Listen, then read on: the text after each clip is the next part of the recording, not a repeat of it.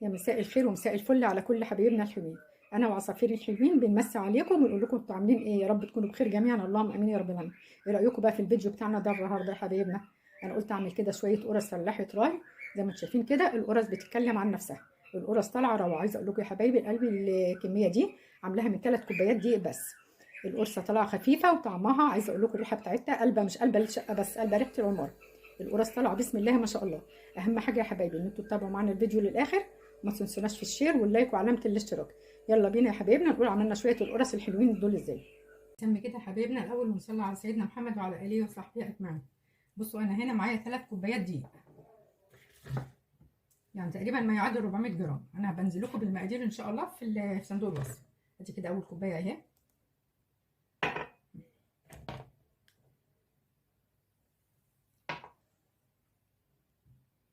ادي كده 3 كوبايات دقيق.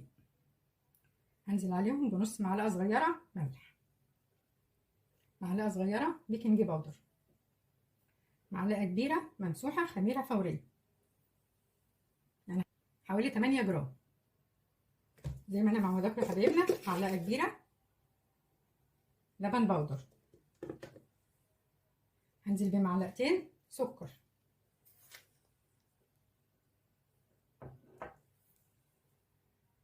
وانزل يا حبايبي كده زي ما انا معوداكم دايما معلقه كبيره نشا.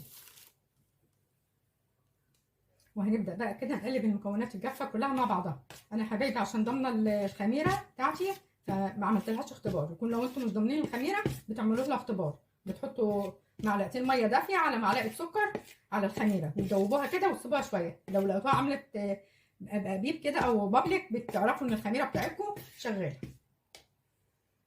انزل بقى كده يا حبايبي كده معلقتين كبار سمنه بلدي. بسم الله الرحمن الرحيم. ادي كده اول معلقه، ادي تاني معلقه. كده يا حبايبي ابس العجينه. بسم الله الرحمن الرحيم. بس خفيفه يعني دوب بس ندخل السمنه في قلب الدقيق.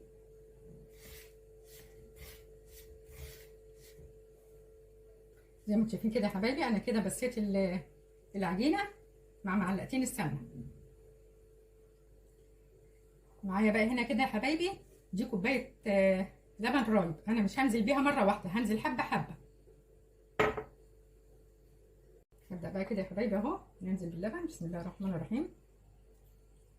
شويه شويه، مش هننزل بيه كله مره واحده لان من عجين لعجين او من دقيق لدقيق بيفرق.